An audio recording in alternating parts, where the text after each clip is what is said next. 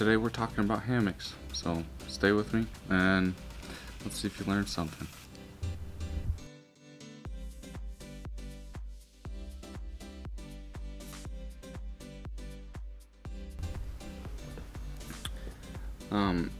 Hammocks as a shelter tool have a lot of pros and a few cons, but the cons are big.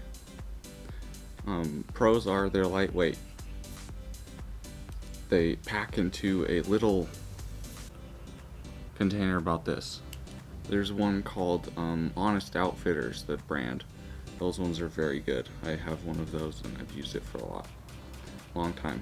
And so they pack into something about this. They're really comfy. If I had a choice, I would ditch my bed and actually sleep in a hammock. The cons are you're floating in the air. So you're here, the ground is here, and all this air is underneath you. So they're good for summer camping and just kind of general relaxing in the park. But during the winter you have to have a lot more equipment to be more comfortable. The idea behind a hammock is 2 points of contact and you just sleep in it.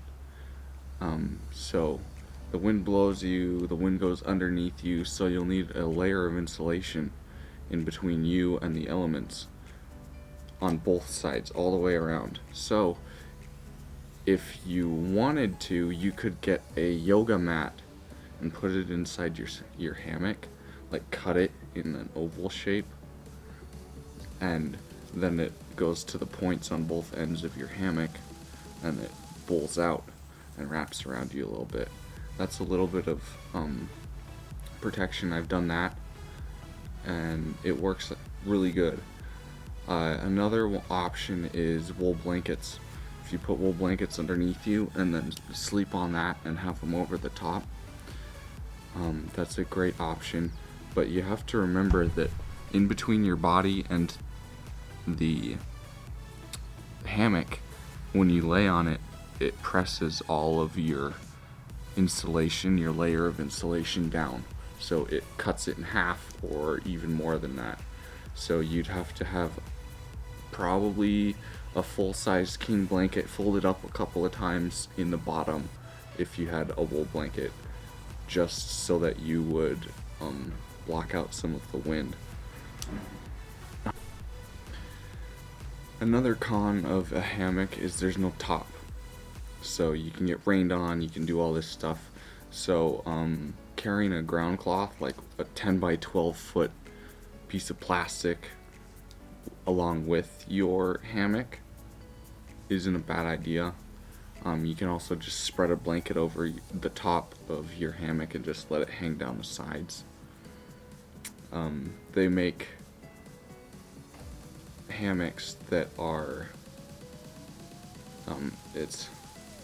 you have the hammock and then you have a tube that it goes inside of, a tube of cloth, and then you bunch it up on one end, get in your hammock, and pull it up like a sleeping bag over your sleeping bag and everything, and that will create a layer of insulation because they'll make them out of quilt material.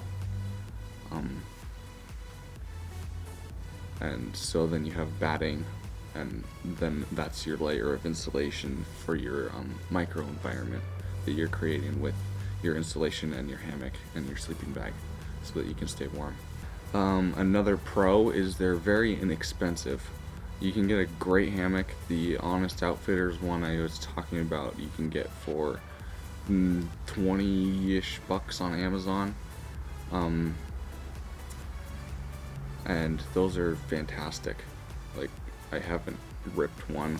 We've had some out here that we've had for 3 years, my sister has, and they just let them out in the summertime, like all the time. They don't put them away, and one of them just ripped because the dog jumped in it and its claws just kind of tore it. So they last a long time for what you get, and it's just packed into a bag.